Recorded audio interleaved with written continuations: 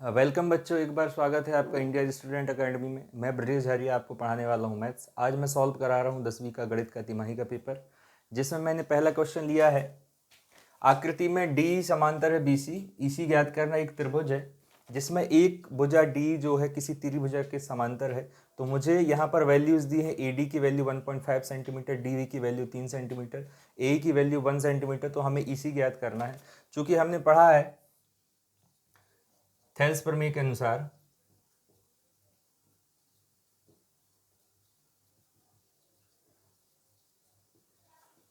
Thales प्रमेय के अनुसार पढ़ा है कि यदि कोई भुजा तीसरी भुजा के समांतर होती तो दोनों भुजाएं, जो अन्य दो भुजाएं, वो समानुपातिक हो जाती हैं। अर्थात ए डी समानुपातिक होगा डी बी और ए समानुपातिक होगा ई सी के। यहाँ पर हमें तीन वैल्यू दी हुई है। ए डी की वैल्यू दी है 1.5 सेंटीमीटर, डी बी की वैल्यू दी है 3 सेंटीमीटर, ए की वैल्यू 1 सेंटीमीटर। ई सी की वैल्यू हमको ज्ञात करनी थी, इसी को इसी रहने दे। यहाँ पर हम इनका त्रियक गुणा कर सकते हैं। त्रियक गुणा करने पर इसी का मल्टीप्लाई 1.5 के साथ करेंगे, 3 का 1 के साथ हो जाएगा। यहाँ पर 1.5 पर हम पक्षांतर कर देंगे तो ये हो जाएगा 3/1.5, अर्थात इसी की वैल्यू हो जाएगी 2 सेंटीमीटर। ये हमारा आंसर निकल गया। उसके बाद अगला क्वेश्चन लेता हूं मैं।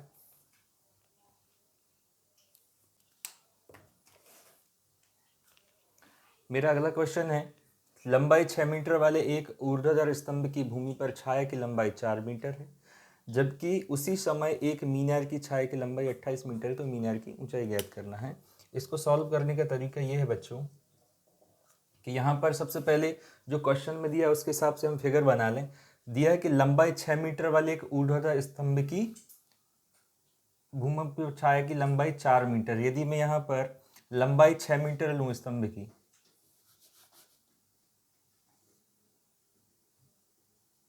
और इसकी छाया की लंबाई मैं 4 मीटर ले लूं, यहाँ पर यदि हम इसको एक त्रिभुज के हिसाब से बना के देखें तो ए से सी को मिलाएंगे। उसी प्रकार एक नया त्रिभुज तैयार होगा जिसमें सिर्फ एक मीनार है। उसकी छाया की लंबाई 28 मीटर बस दी है। हमें ये ऊंचाई ज्ञात करना, तो इसको आप चाहें तो h मीटर मान सकते हैं। इसको भी हम p q r नाम दे सकते हैं। यहाँ पर दो हमें त्रिभुज मिले।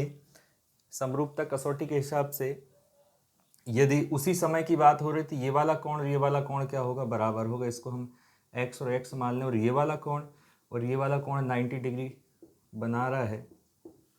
आपने पढ़ा होगा समरूपता कसौटी के हिसाब से, ए समरूपता के हिसाब से यदि कोई दो त्रिभुज की दो कोण यदि बराबर हों तो वो दोनों त्रिभुज आपस में समरूप कहलाते हैं। तो ए समरूपता के हिसाब से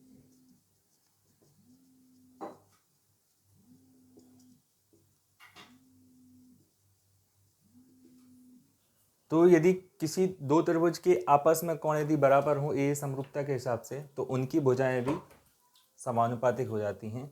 उस नियम के अनुसार क्या होगा कि ये जो सी बी भुजा है वो आर क्यू के और ए बी भुजा पी क्यू के समानुपातिक हो जाएगी। अर्थात यहाँ पर हम इसको लिख सकते हैं कि त्रिभुज ए बी सी समरूप होगा त्रिभुज पी क्यू आर के, जहाँ पर ये भुजाएं ए समरूपता के अनुसार ए बी बटे पी क्यू बराबर बी सी बटे क्यू आर हो जाएंगी। ए बी की वैल्यू दी है 6, पी क्यू की वैल्यू हमको ज्ञात करनी है, बी सी की वैल्यू 4 दी है, क्यू आर की वैल्यू 28 दी है। यहाँ पर भी हम त्रियक गुणा कर सकते हैं। त्रियक गुणा करेंगे 28 का 6 के साथ, h का 4 के साथ, तो ये हो जाएगा 28 गुणित 6 बराबर h गुणित 4। 4 का आप पक्षांतर कर दें, 28 गुणित 6 पक्षांतर होगा। आपने पक्षांतर का नियम पढ़ा होगा, कोई मल्टीप्लाई वाली वैल्यू जब पक्षांतर होती है तो वह डिवाइड में चली जाती है। तो ये 4 डिवाइड में चला गया h, 4 एकम 4, 4 सत्ती 28, 7 छिंग 42। तो ये जो हमारा है 42 मीटर, ये हमारा आंसर निकल गया, जो मीनार की हमारी ऊंचाई होगी। ठीक है बच्चों, अगला क्वेश्चन लेने वाला हूं मैं। क्वेश्चन लिया हूं, कि दो समरूप त्रिभुज ABC और DEF में यदि कोण ए का मान 47 अंश है, कोण ए का मान 83 अंश है, तो हमें कोण C का मान निकालना, ये वैल्यू हमको ज्ञात करनी है। क्वेश्चन में पहले ही से बोल दिया गया है कि दोनों त्रिभुज समरूप हैं, तो इसको कैसे सॉल्व करेंगे बच्चों? यदि दोनों त्रिभुज समरूप हैं, AB समरूप है त्रिभुज DEF के, तो इसके अनुसार ये होता है कि पहले वाले त्रिभुज के कोण और दूसरे वाले त्रिभुज के कोण आपस में क्या होंगे? बराबर होंगे। अर्थात कोण A बराबर होगा कोण D के, कोण E बराबर होगा कोण B के, और कोण C बराबर होगा कोण F के। तो हमको यहाँ पर वैल्यू प्राप्त हो गई। आपको पता होगा कि चूंकि त्रिभुज के तीनों कोणों का योग 180 अंश होता है, तो किसी एक त्रिभुज को ले लें हम, कोण A प्लस कोण B प्लस कोण C बराबर 180 अंश ले लें। कोण A की वैल्यू दी है 47 अंश, कोण B की वैल्यू दी है 83 अंश, और हमें कोण C की वैल्यू ज्ञात करनी है। इनको हम ऐड कर लें, 7 3 10, 8 4 12 और 13। कोण C बराबर 180 अंश। यहाँ पर हम 130 का पक्षांतर कर दें तो कोण C बराबर हो जाएगा 180 अंश माइनस 130। आपके सामने आंसर आ गया 50 अंश। कोण C की वैल्यू कितनी प्राप्त हो गई? 50 अंश। ठीक है बच्चों। अगला नेक्स्ट क्वेश्चन मैंने लिया हूँ बिंदु 2 3 और 4 1 के बीच की दूरी ज्ञात करना है। 7 चैप्टर में निर्देशांक ज्यामिति में ये क्वेश्चन दिया गया है। आपने दूरी सूत्र पढ़ा होगा कि मान लिया यहाँ पर P के निर्देशांक हमने 2 3 मान लिया, वह Q के निर्देशांक को हम 4 1 माने। आपने दूरी सूत्र पढ़ा होगा, दूरी सूत्र के अनुसार PQ बराबर होता है under root x2 minus x1 का square plus y2 minus y1 का स्क्वायर। तो इस नियम के अनुसार यदि आप देखें, यदि आप यहाँ चाहें तो उसको समझ सकते हैं। x1 की वैल्यू यहाँ पर 2 होगी, y1 की वैल्यू 3 होगी, x2 की वैल्यू 4 होगी, y2 की वैल्यू 1 होगी। जिसको समझ में नहीं आए तो उससे समझ सकता है। x2 की वैल्यू यहाँ पर 4 दी तो हम यहाँ पर मान रख देंगे 4 माइनस x1 की वैल्यू 2 का स्क्वायर प्लस y2 की वैल्यू 1, y1 की वैल्यू 3 का स्क्वायर। PQ बराबर 4 में से 2 घटेगा तो यहाँ पर 2 बचेगा, 2 का वर्ग, 1 में से 3 जाएगा तो माइनस 2 का वर्ग। PQ बराबर 2 का वर्ग होता है 4 और माइनस 2 का वर्ग भी 4 होता है। बहुत से बच्चे हो सकता है प्रॉब्लम कर रहे हैं, माइनस 2 का वर्ग 4 कैसे होगा? माइनस 2 का 2 बार हम गुणा करेंगे तो माइनस और माइनस क्या बन जाता है? प्लस 2 दूनी 4, 4 आया। PQ बराबर 4 और 4 हो जाएगा 8। 8 को आप चाहें तो 2 करनी 2 मात्रक भी लिख सकते हैं। कैसे? आप यहाँ पर 8 के गुणनखंड निकाल लो, 2 चौके 8, 2 दूनी 4, 2 एकम 2। जिनका जोड़ा बन रहा है उनको एक बार लिखा जाता है और जिसका जोड़ा नहीं बनता है उसको अंडर रूट में लिखा जाता है। तो आपका PQ का दूरी सूत्र से PQ का आंसर क्या आ गया? 2 करनी 2 मात्रक। बच्चों मैंने अगला क्वेश्चन लिया हूँ, गुणनखंड विधि से करनी 2x square plus 7x plus 5 करनी 2 बराबर 0 को हल कीजिए। बच्चों ये सवाल देखने में थोड़ा सा कठिन जैसा लग रहा है पर बहुत इजी है। इसको मैं सॉल्व कराता हूँ अपने ढंग से। करनी 2x square plus 7x plus 5 करनी 2 बराबर 0। यहाँ पर देखने में करनी लगी हुई, लेकिन ये इजी क्वेश्चन कैसे है? करनी 2x स्क्वायर को वही रहने दो, 7x को मैं 2x प्लस 5x लिख सकता हूँ, प्लस 5 करनी 2 बराबर 0 वही रहने दो। आपने बच्चों पढ़ा होगा कि 2 को मैं करनी 2 मल्टीप्लाई करनी 2 लिख सकता हूँ। कैसे? 2 को 2 रहने दो। आपको पता होना चाहिए करनी का मतलब होता है घात 1/2। यहाँ पर भी करनी का मतलब होगा घात 1/2। जब आधार बराबर होते हैं तो घातें जुड़ जाती हैं, तो आधा प्लस आधा, आधा प्लस आधा हो जाएगा 1। इसलिए करनी 2 गुणित करनी 2 का आंसर क्या आता है? हमेशा 2 आता है। तो मैं इस 2 को करनी 2x स्क्वायर को वही रहने दूँ, इस 2 को मैं करनी 2 गुणित करनी 2 लिख सकता हूँ इस आधार पर। x को x रहने दिया, 5x को वही रहने दिया, 5 करनी 2 को वही रहने दिया, बराबर 0। इन दोनों से मैं कुछ कॉमन निकालूंगा, यहाँ से भी मैं कुछ कॉमन निकालूंगा। यहाँ से क्या क्या कॉमन निकल सकता है, यहाँ से इन दोनों से करनी 2 और करनी 2, यहाँ का 1x और यहाँ का 1x क्या निकल गया कॉमन। यहाँ कितना बचा, 1x अभी बाकी है, यहाँ पर अभी करनी 2 बाकी है। यहाँ से क्या कॉमन निकल सकता है, यहाँ पर ये 5 और x गुणा में, यहाँ पर भी 5 और करनी 2 गुणा में, तो यहाँ से 5 कॉमन निकल जाएगा। तो यहाँ क्या बचेगा, x प्लस करनी 2 बराबर 0।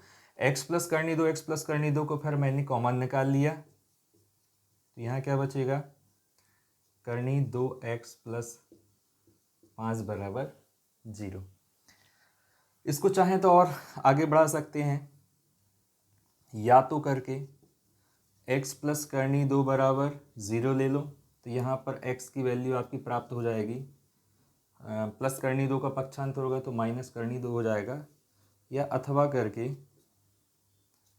करनी 2x प्लस 5 बराबर 0 करेंगे तो x की वैल्यू प्राप्त हो जाएगी। पहले आप 5 का पक्षांतर करो प्लस में तो ये माइनस में चला जाएगा, करनी 2 का पक्षांतर करोगे ये गुणा में है तो किस में चला जाएगा, बटे में। तो ये आपके दोनों आंसर निकल गए। ठीक है बच्चों, लेके आया हूँ, दो संख्याएं ज्ञात कीजिए जिनका योग 17 तथा गुणनफल 72 है। इसको सॉल्व करने के दो तरीके हैं, पर मेरा ख्याल कि आपको एक क्वेश्चन से ही, एक मेथड से ही ये समझ में आ जाएगा। माना एक संख्या, दो संख्याओं की बात हुई तो माना एक संख्या आप x मान लीजिए, एक संख्या बराबर x ये आपने मान लिया, तो अगली संख्या दूसरी संख्या क्या होगी,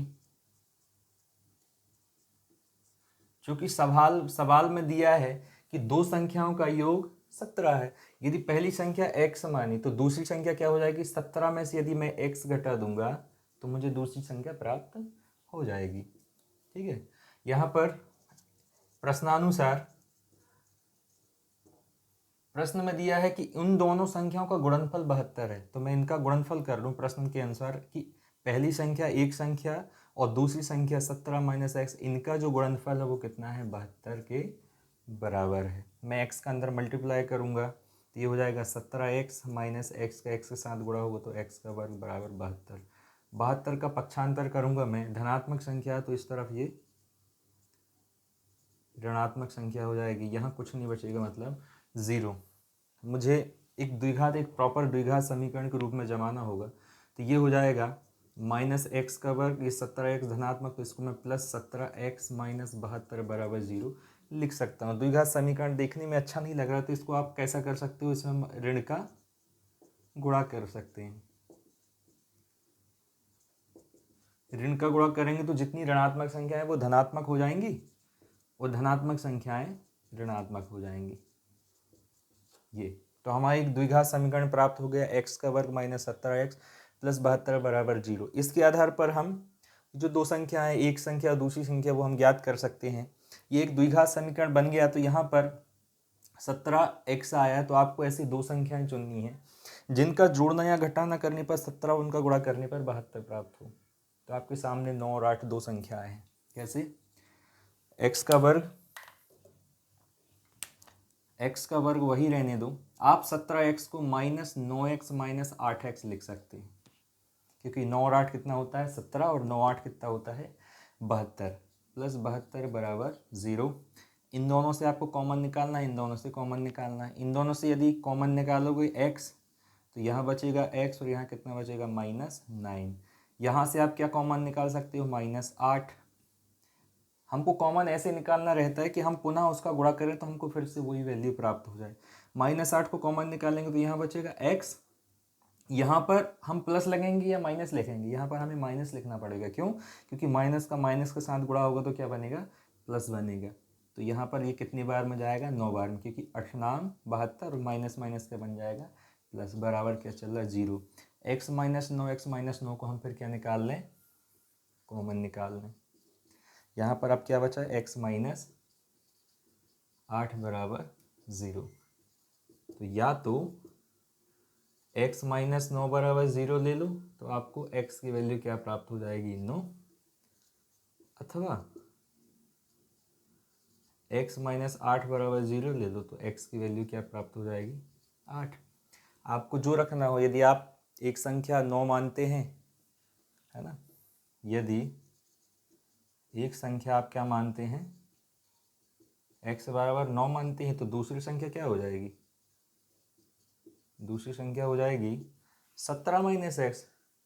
वो 17 में से x की वैल्यू घटाना, तो 17 माइनस एक्स की जगह क्या रख दो, 9, 8 आंसर आ जाएगा। यही हमारा क्या है, आंसर कहलाएगा।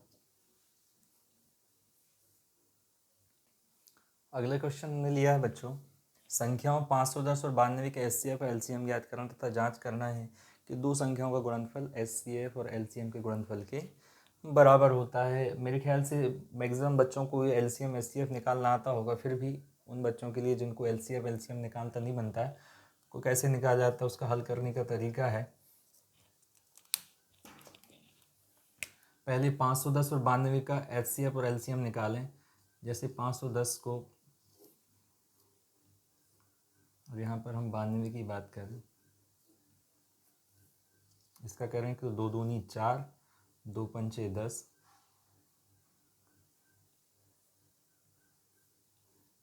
2 पंचे 10, 2 पंचे 10। अब ये 2 से तो कटेगा नहीं, 3 से जाएगा तो ये हो जाएगा 3 अट्ठे 24, 3 पचे 15। फिर कितने बार में जाएगा, फिर से 3 में नहीं जाएगा, 5 बार में जाएगा, 5 एकम 5, 5 7 35, 17 एकम 17। 92 की बात करें तो किस सबसे पहले किससे विभाजित होगा, 2 से विभाजित होगा, तो ये हो जाएगा 2 चौके 8, 2 छीं 12, 2 दूनी 4, 2 तिया 6, 23 एकम 23। 510 की बात करें, 510 को हम लिख सकते हैं 2 गुणित 3 गुणित 5 गुणित 17। 92 को लिख सकते हैं 2 गुणित 2 गुणित 23। तो इसमें जो कॉमन संख्याएं होती है वो अपना एचसीएफ कहलाता है। जैसे यहाँ पर आप ये 2 देखो, अब बाकी संख्याएं आपको क्या बोलते हैं, कॉमन नहीं निकालें, तो इनका जो एचसीएफ होगा, एचसीएफ किसका, 510 और 92 का, वो कितना निकल गया, 2 निकल गया। एलसीएम की बात करें 510 और 92 का, तो वो निकलता है, जो कॉमन है उसको एक बार लिखा जाता है, जैसे ये 2 हमने ये लिखा, इसको एक बार लिख लिया, बाकी जो बची वैल्यू हो वो उसके मल्टीप्लाई में चली जाती है, तो ये हो जाएगा, इसको हमने एक बार लिखा, बाकी वैल्यू मल्टीप्लाई में, तो ये हो जाएगा 3 इंटू 5 इंटू 17 इंटू 2 इंटू 23। इनका आप मल्टीप्लाई करोगे तो लगभग इसका आंसर आ जाएगा 23,460। अब हमें चेक करना है, क्योंकि उसने खुद बोला कि जांच कीजिए कि दो संख्याओं का जो गुणनफल है वो एचसीएफ और एलसीएम के बराबर होता है या नहीं। तो आप लिख सकते हैं यहाँ पर कि एचसीएफ किसका, 510 और 92 का, गुणित एलसीएम किसका, 510 और 92 का, बराबर इन संख्याओं का गुणा लिख दीजिए, 510 गुणित 92। तो एचसीएफ कितना निकला है यहाँ पर, 2। एलसीएम कितना निकला है, 23,460। यहाँ पर जो वैल्यूज दी इनका आप मल्टीप्लाई करोगे, इनका मल्टीप्लाई करोगे, आप देखोगे सेम वैल्यू यहाँ पर प्राप्त होगी। जैसे 2 शून्य 0, 2 छीं 12 की, 2 हाथ लाई 1, 2 चौके 8 और 1 9, 2 तिया 6, 2 दूनी 4। आप इनका भी मल्टीप्लाई करोगे तो 46,920 ही प्राप्त होगा। तो इस प्रकार से ये सत्यता की इसकी जांच होगी। ठीक है बच्चों। इसके बाद हमने अगला क्वेश्चन लिया है, s minus T is equal to 3, s/3 minus T by 2 is equal to 6। इसको प्रतिस्थापन विधि से हल करना है। मैक्सिमम बच्चों से ये प्रतिस्थापन विधि, विलोपन विधि, हालांकि वर्गमूलखंड विधि आपके सिलेबस से हटा दी गई है। प्रतिस्थापन विधि बहुत ही सरल है। इसको हल करने का तरीका क्या है, हो सकता है ये बटे वाली संख्या देखने में कुछ बच्चों को ये टफ लग सकता है, लेकिन ये इजी है। मैं इसको इजी करके आपको बताऊंगा। s माइनस टी बराबर 3 को, इसको आप मान लो समीकरण number 1, s/3 minus T by 2 by 6 की बात करें। अभी इसको आप यदि देना चाहते हैं समीकरण 2 तो दे दीजिए, अन्यथा आप इसको सिंपली फॉर्म में कैसे ला सकते हैं। जैसे फॉर एग्जांपल मुझे इस 3 को हटाना है, तो जिसके साथ वो बट्टे में उसको छोड़कर बाकी के साथ वो गुणा में चला जाएगा, तो हो जाएगा s माइनस 3 का गुणा t के साथ हो जाएगा, तो 3t/2 बराबर इस 3 का गुणा किसके साथ हो जाएगा, 6 के साथ हो जाएगा। अब मुझे इस 2 को भी हटाना, तो जिसके साथ वो बटे में है, ये जिसके साथ वो बटे में है उसको छोड़कर वो बाकी किस में चला जाएगा, गुणा में। तो 2 का गुणा s के साथ हो जाएगा, तो ये हो जाएगा 2s माइनस 3t बराबर 6 गुणे 3, और ये 2 फिर इसके साथ किस में आ गया, गुणा में आ गया। 2s को 2s से रहने दो, माइनस 3t को 3t रहने दो, इनका मल्टीप्लाई करो तो 6 तिया 18, 18 दूनी 36। इसको आप नाम दे दो समीकरण नंबर 2। तो हमको समीकरण 1 और समीकरण 2 प्राप्त हो गया है।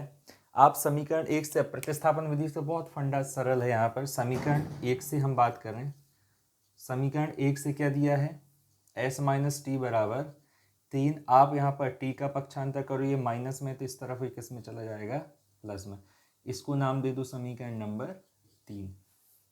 इस समीकरण 3 का मान किस में रखते हैं, समीकरण 2 में रखने पर समीकरण 3 का मान समीकरण 2 में रखने पर समीकरण 2 क्या है आपका, 2s माइनस 3t। तो इस s की जगह ये 3 प्लस टी, उसको हम s की जगह रख देंगे, तो ये क्या रख दिए 3 प्लस टी।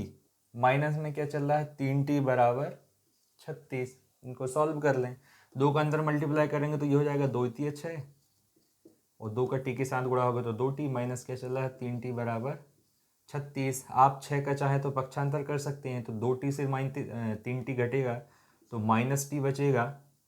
6 का पक्षांतर करोगे धनात्मक संख्या तो किस में आ जाएगा, ऋणात्मक में। माइनस टी को माइनस टी रहने दे, 36 में से 6 घटेगा तो बचेगा 30।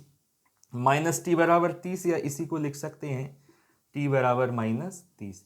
तो एक वैल्यू हमें टी की तो प्राप्त हो गई। अब हमें किसकी वैल्यू प्राप्त करनी है, एस की वैल्यू प्राप्त करनी है। इसका मान किस में रख दें हम, समीकरण 3 में। तो टी का मान समीकरण 3 में रखने पर समीकरण 3 में रखेंगे तो s बराबर 3 को 3 रहने दें, और t की वैल्यू क्या आई है, माइनस 30। आप 3 में से 30 को घटाएंगे तो कितना जाएगा आंसर, माइनस 27। तो अतः s की वैल्यू आ गई माइनस 27 व t की वैल्यू क्या आ गई, माइनस 30। ये इसका क्या कहलाएगा, आंसर।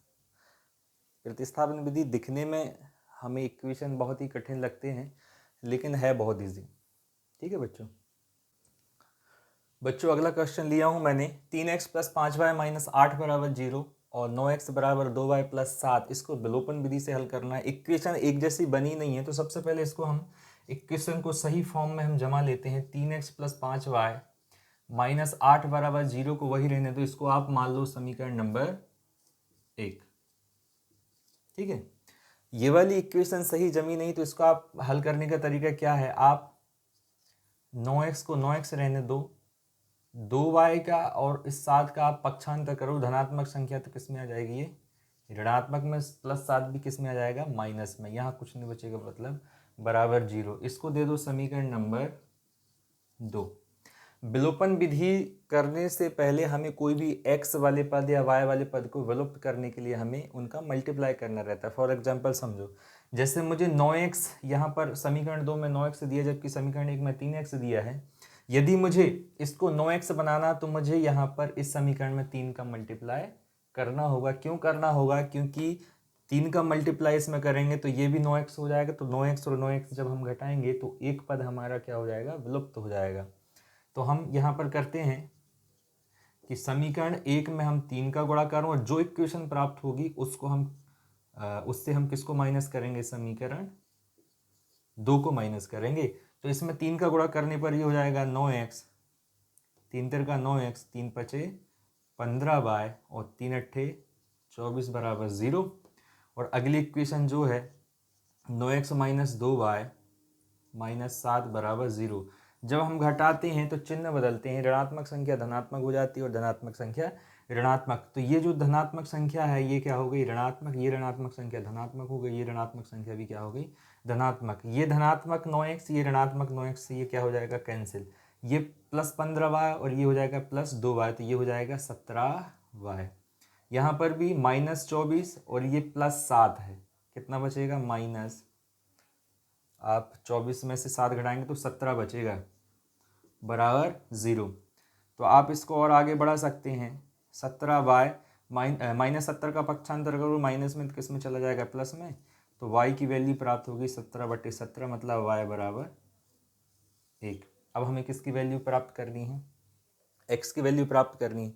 तो इस y का मान आप समीकरण 1 या 2 जिसमें रखना चाहें, तो मैं समीकरण 1 में ले रहा हूँ कि समीकरण 1 में y का मान रखने पर, समीकरण 1 में y का मान रखेंगे तो ये हो जाएगा 3x + 5, y की जगह हम क्या रख दें 1 - 8 बराबर 0, 3x को 3x रहने दें, 5 एकम 5, -8 का पक्षांतर होगा तो किस में चला जाएगा वो धनात्मक में, फिर 5 का पक्षांतर करो ये प्लस में तो किस में चला जाएगा माइनस में, तो 3x बराबर 8 में से 5 घटेगा 3, यह 3 और x गुणा में है, 3 का पक्षांतर करोगे तो वो किस में चला जाएगा डिवाइड में, तो इस यहाँ पर भी x की वैल्यू क्या प्राप्त हुई 1। यहाँ पर आप उत्तर में लिख सकते हैं, अतः x बराबर 1 और y बराबर 1, ये इसके क्या दो अभीष्ट मान हमें प्राप्त हुए।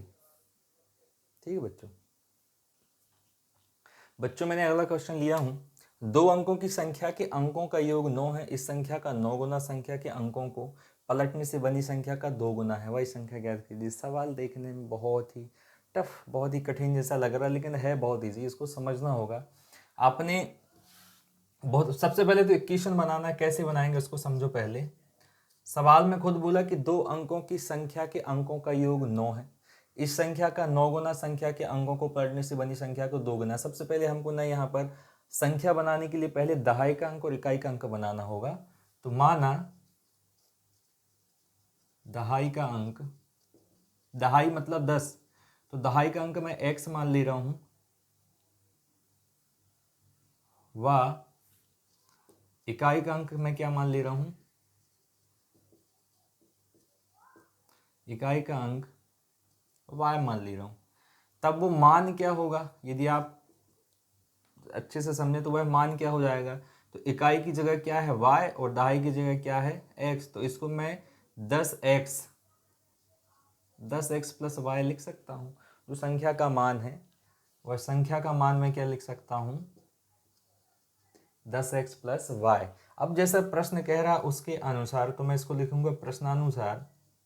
सवाल कह रहा है कि 2 अंकों की संख्या के अंकों का योग 9 है, इस संख्या का 9 गुना, इस संख्या का 9 गुना संख्या के अंकों को पलटने से, फॉर एग्जाम्पल समझो जैसे यहाँ पर दिया है 10x + y, इस संख्या का 9 गुना, तो इसमें मैं 9 का क्या कर लूंगा गुणा कर दूंगा, इस संख्या का 9 गुना संख्या के अंकों को पलट दें। यदि हम ये अंकों को पलट दें 10x की जगह मैं यहाँ पर 10y कर दूं और इस y की जगह क्या कर दूं x कर दूं, तो ये कितना हो जाता है 2 गुना हो जाता है, तो मैं इसमें 2 का क्या कर दूंगा गुणा। आपको समझ में आ गया होगा। संख्या का मान है, मैंने उसमें क्या बोला कि 10x + y है, इसका 9 गुना संख्या के पलटने से, मतलब इस x की जगह y आ गया और y की जगह क्या चला गया x, 9 गुना इसके 2 गुना के क्या हो जाता है बराबर हो जाता। तो हमें तो मान निकालना है, मतलब x और y की वैल्यू प्राप्त करनी। इसको हम सॉल्व करते हैं, 9 का अंदर गुणा होगा तो ये हो जाएगा 9 × 90x प्लस 9 का गुणा y के साथ होगा तो ये हो जाएगा 9y बराबर 2 का अंदर गुणा होगा तो ये हो जाएगा 2 × 20y और 2 का x के साथ गुणा होगा तो ये हो जाएगा 2x। पक्षांतर करके देखते हैं तो ये हो जाएगा 90x, 2x का पक्षांतर करो 20y का भी पक्षांतर करो, 90x प्लस वाली संख्या इस तरफ आ जाएगी तो माइनस हो जाएगी, प्लस 9y को वही रहने दो, 20y का पक्षांतर करो तो ये भी क्या हो जाएगा -20y बराबर 0। 90x से 2x घटेगा तो ये हो जाएगा 88x और 9 में से 20 घटाओगे तो हो जाएगा -11y बराबर 0। आप यहाँ 11 से आप इसका भाग दे सकते, तो 11 × 8 = 88 और 11 एकम 11, मतलब 8x माइनस वाई बराबर आप इसको क्या लिख सकते हो 0। इसको आप इक्वेशन नाम दे दो समीकरण नंबर 1। इसको कैसे हल करना है समझो जरा। सवाल में बोला था कि दो अंकों की संख्या के अंकों का योग, इसको भी हमें लेके चलना है।